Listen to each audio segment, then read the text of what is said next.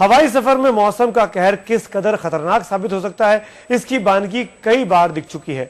1 जून 2009 को एयरफोर्स के विमान AF447 पर भी खराब मौसम में वो फंस गया था। नतीजा फ्रांस के इतिहास की सबसे बड़ी हवाई दुर्घटना के रूप में सामने आया।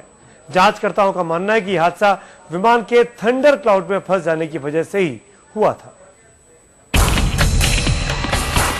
एयर फ्रांस की फ्लाइट F447 ने जब ब्राजील की राजधानी रियो डी जेनेरो से उड़ान भरी तो सब कुछ सामान्य था। स्थानीय समय के मुताबिक उस समय शाम के 5:30 बजे थे। विमान को अगले 11 घंटों में फ्रांस की राजधानी पेरिस पहुंचना था। इस एयरबस 330200 में 228 लोग सवार थे, जिनमें से 12 क्रू मेंबर थे। करीब 3.5 घंटे की उड़ान के बाद विमान अटलांटिक महासागर में सेनेगल के हवाई क्षेत्र में पहुंच चुका था।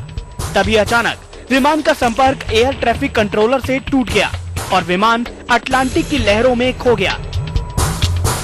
विमान के साथ क्या हुआ, ये सही किसी को नहीं मालूम, लेकिन संपर्क टूटने से पहले विमान ने 4 मिनट के अंतराल में करीब दर्जन भर ऑटोमेटेड रेडियो सिग्नल भेजे थे।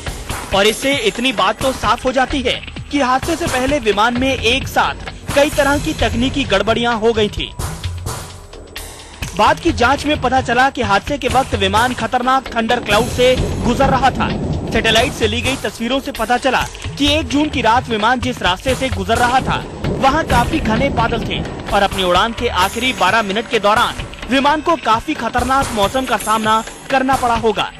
कई जांचकर्ता मानते हैं कि थंडर क्लाउड में फंसने की वजह से विमान में कुछ ऐसी तकनीकी खराबी पैदा हो गई थी जिसकी वजह से पायलट को उड़ान के बारे में सही जानकारी मिलनी बंद हो गई थी। हालांकि बाद में मिले विमान के मलबे से इतनी बात साफ हो गई थी कि हादसे से पहले विमान में आग नहीं लगी थी। हादसे के बारे में किसी ठोस नतीजे पर पहुंचना इसलिए भी नामुमकिन हो गया क्योंकि कई किलोमीटर के दायरे में फैले विमान के मलबे से ब्लैक बॉक्स बरामद नहीं किया जा सका। हालांकि ये बात गौर करने वाली है कि उस रात करीब 12 दूसरी उड़ानें भी कमोबेश उसी हवाई रास्ते से गुजरी थी जिससे कि F447। ऐसे घने और खतरनाक थंडर क्लाउड में फंसने के बाद विमान रडार की मदद से उससे बचकर निकल जाते हैं। ऐसे में मुमकिन है कि हादसे से पहले एयर फ्रांस के विमान F447 के रडार में कोई गड़बड़ी आ गई हो और वो थंडर क्लाउड से बचने की बजाय उसमें और भीतर तक फंस गया हो। आज तक ब्यूरो।